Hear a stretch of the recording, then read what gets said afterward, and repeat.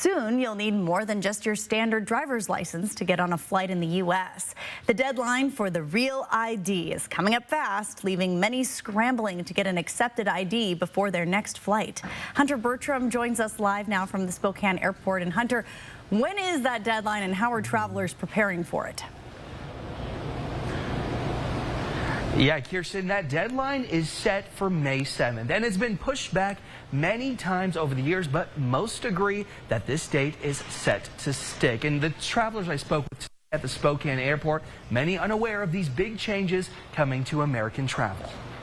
There's always the hope that the TSA agent will be maybe graceful, but we're not expecting them to do that because it's a federally mandated program, and so odds are they're not going to bend the rules for just one person. May 7th and on, most of us will need a real ID or passport to board flights in the U.S. We are seeing an increase in the number of people trying to get the enhanced driver's license before the deadline.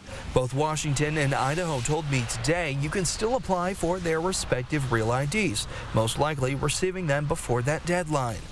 Washington drivers will have this American flag marking it's a real ID. An Idaho ID will have a star.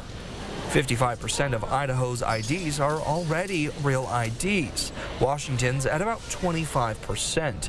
It's worth a glance right now to see if you have it. Whether you're flying internationally or domestic, you've got to have the federal ID. So Star Card or passport. But you got to have one or the other if you're going to fly, no matter where you're going.